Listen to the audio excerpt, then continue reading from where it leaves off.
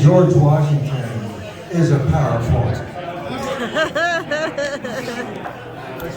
Let's raise our glasses to a toast to George Washington. Huzzah! Huzzah! Do I hear another huzzah? That birthday cake is special for many reasons. This is George Washington when he's 40 years old. It's the first picture of George Washington you'll ever see. And it's kind of like he's looking backwards. This is in 1772, 2 years after the Boston Massacre. And he's wearing a French and Indian uniform under the king. This is 2 years after the Boston Massacre. He's also wearing red breeches. Look at ours, we're wearing blue. Why? Because he was promised land, only for the boys of 1754. But anyway, this man is the glue. He saw everything in the Rev War. And that's why we celebrate President's Day by the French and Indian War Foundation, because he saw everything in the Red War and the French and Indian War 20 years earlier. Everything. He saw it all before. It was deja vu all over again. So he was ready. This was boot camp. Winchester was boot camp. He saw a lot, and he was the glue. And he was surrounded by brainy people. Everybody was smarter than George Washington. And yet he was the glue. They all thought they were smarter than George Washington. But he's the glue. So this cake we give out to George Washington. We did this a couple of years. But it's a special cake showing a picture of him looking backwards, and yet what he went through with us in the French and Indian War really prepared him. Winchester was his boot camp.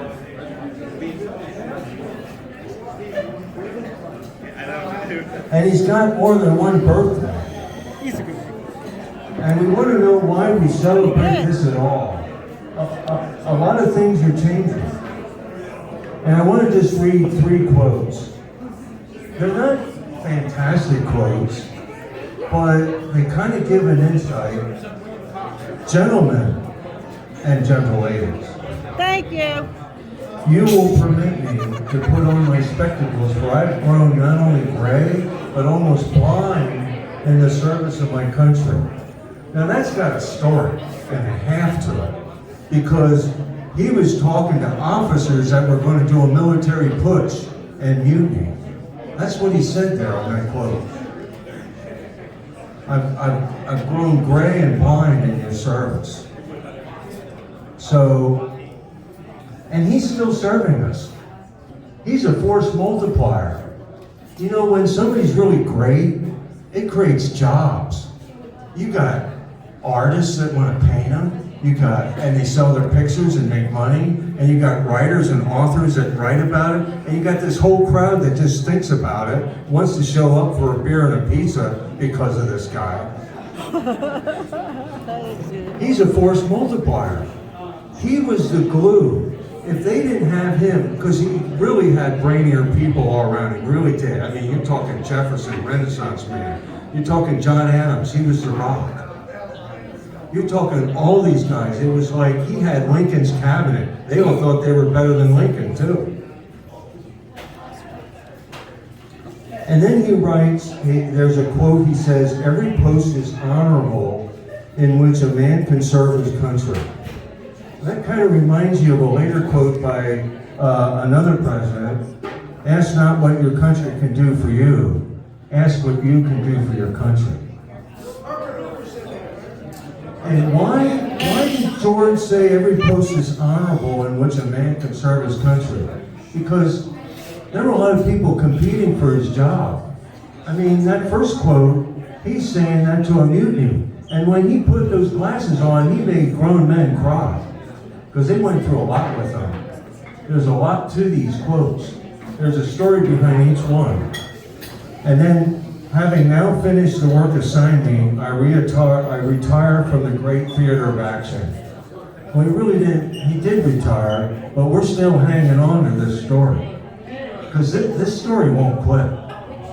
There's a lot to this person. And I can't tell you that being the glue that held this all together, because this was a rickety idea, this is the man who would not be king. So we got 2 birthdays for George Washington. Oh, we got 3. February 11th, 1731. You're going to read things where all the time you're looking in this time and it says OS for old style. And then you got February 22nd for new style. And then you got President's Day. And President's Day could be the 3rd Monday of the month, and it could be the 15th or 21st. It could be anywhere in there, because it's the 3rd Monday of the month. And then in 1879, they started celebrating them some more. They did centennials in 1832, that's the 100th, and they did a 1932. We got the quarter on that year. 1932 is when the quarter started with George on it. And then 1971, they did the 3-day holiday.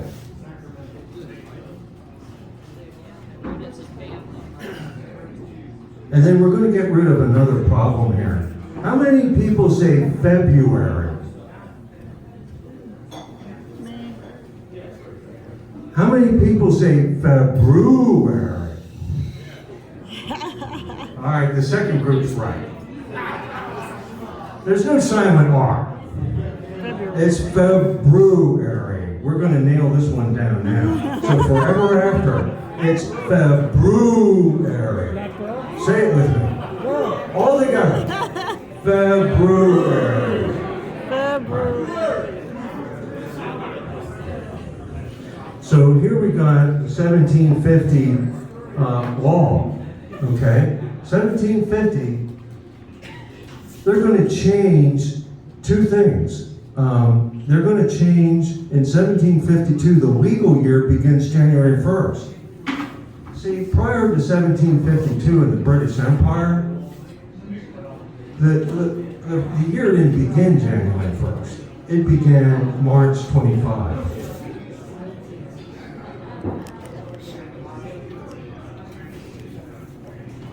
And you're going to see that in September 1752, we lost 11 days. Now, the Winchester citizens, they are going to sleep Wednesday night on September 2nd, and they wake up to September 14th, Thursday. No complaints, they just willingly did it. They were told by the king, so they complied. So they lost 11 days, the Winchester citizens. February 11th, 1731 is the old style. February 22nd, 1732 is his real birthday, because we weren't doing the calendar right. So every time when you drive down Piccadilly Street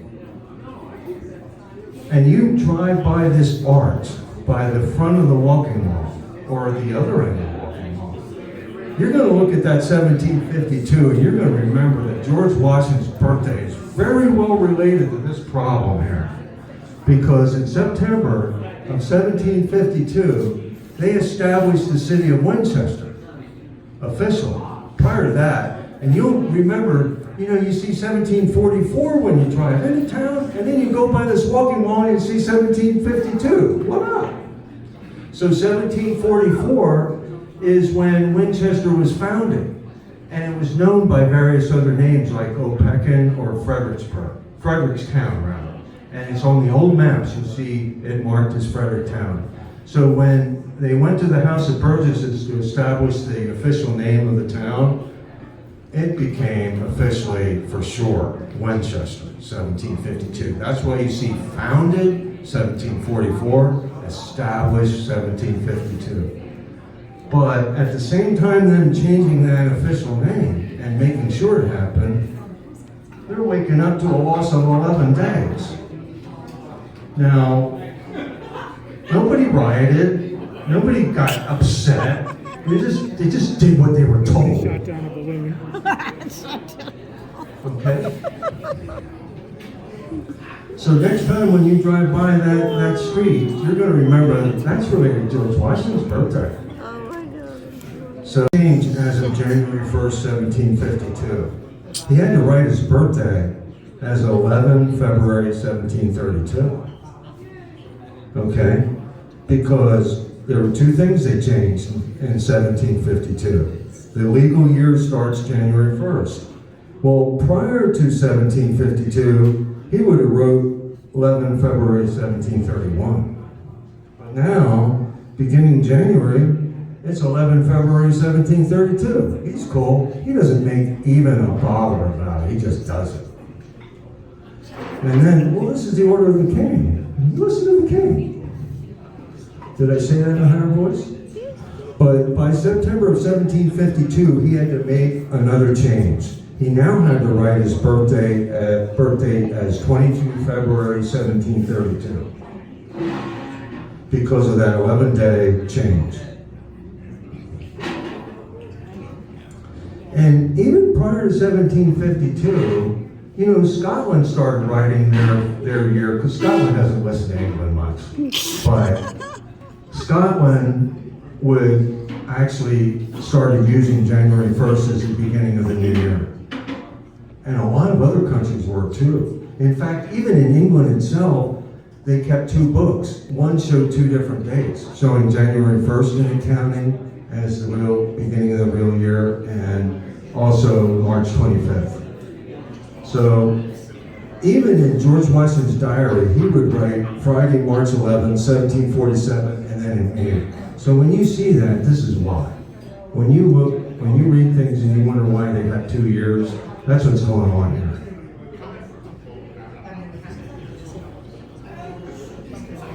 So, the British Empire is a Johnny-come-lately.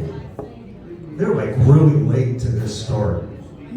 Because Pope Gregory figured this all out in 1582. And so all the Catholic countries changed the calendar, okay? They went from Thursday 4th to Friday the 15th. So he fixed it, okay? But it takes the British Empire 1752 to catch up to this change. That's a long time.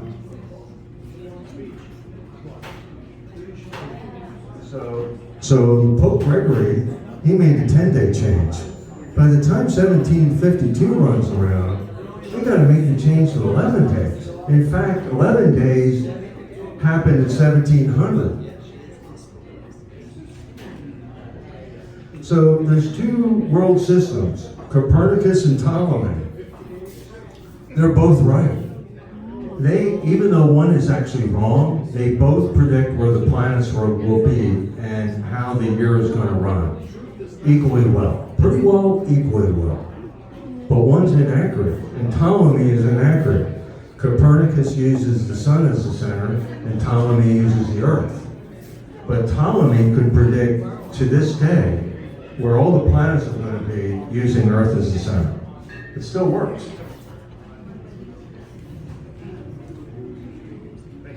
So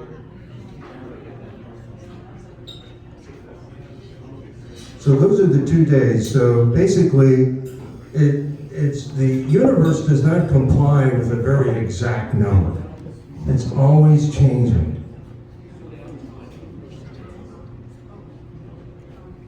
He's got a captive And let me pull this up here. He's got a captive audience and he's taking Yes, he is. He's good.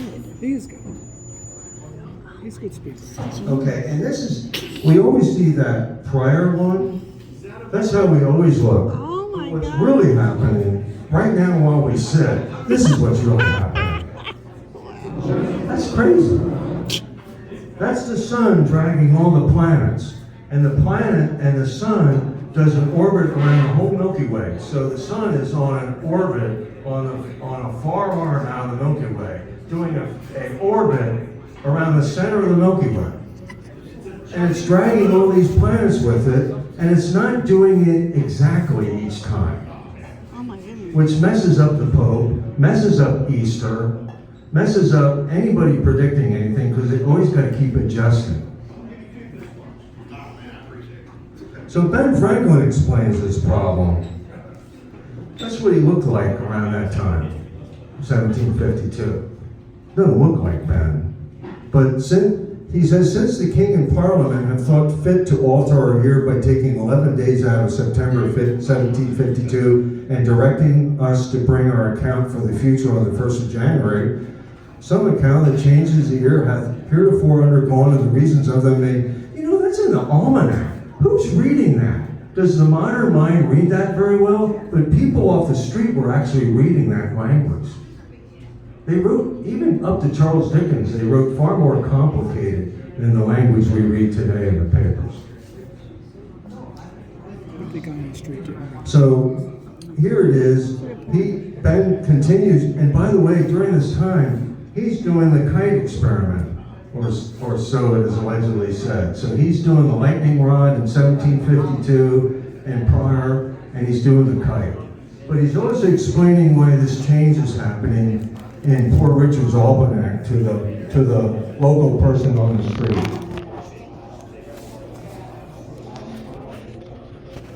And they just can't get the math right.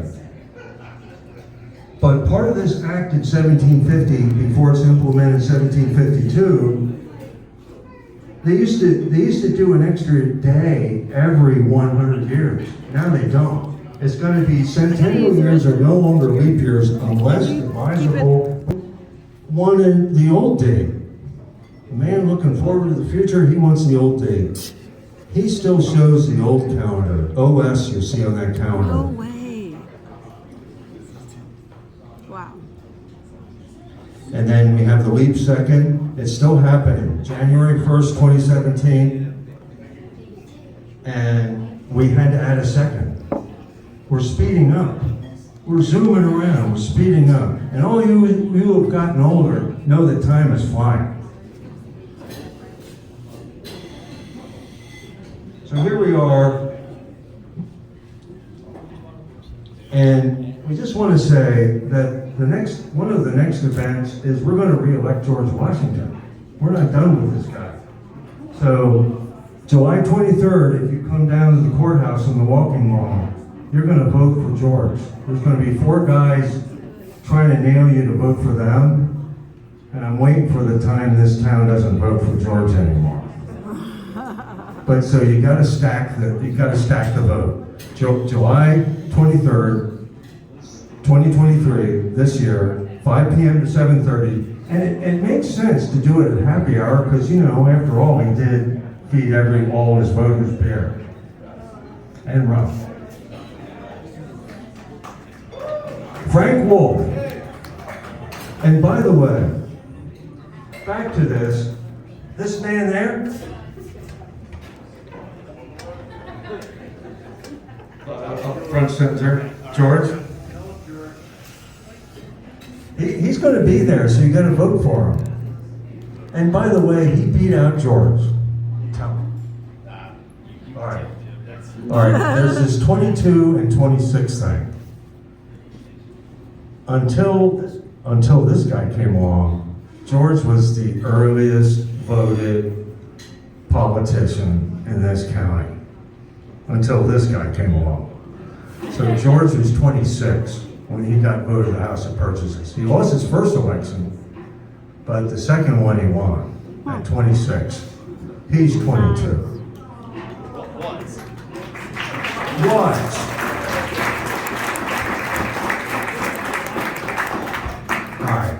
One more thing, I just want to end with, there was a congressman we used to have, Frank Wolf, and he always, every year, he would enter in on legislation to change the official date of George Washington's observation to February 22nd. He didn't win on that event, because he just wanted us to pay more attention to the history of this. And I have a final announcement, because what that congressman was talking about was not just us remembering our history. It was getting the next generation to remember their history. Because I'm cool with all the judgment going on, let it happen. But don't destroy the story. Keep the memory. We don't want to have a nation of Alzheimer's here, and we don't, what are you without a memory? What are you without a memory? So you gotta have a memory, you gotta know the story. So we gotta pass it on. And there's a guy that's been watching this guy. This is Frederick Moyer. Stand up, please. This dude is gonna take over. Or we hope. So there's a guy that's been watching you from afar, and he makes these powder horns. And he saw this guy kick out his Xbox out the door to buy his clothing to wear a toy soldier outfit like I'm wearing. Unheard of. So he was so inspired, I wanted him to do it, but that's what he looks like. Take a look. So when you see him at our events, you gotta, yeah, give him a hug. But that's Gary Drake, and he was very involved in the French Indian War Foundation back in the day. All right, we're good. Any questions? No. You don't want to ask anything else.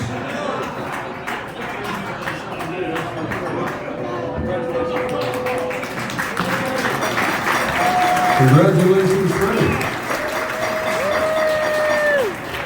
Freddie, I believe, is the youngest member of George Mercer's company, is that correct? How old are you? 16 years old. So, who's up, Freddie? Who's up? Well, there's going to be a test.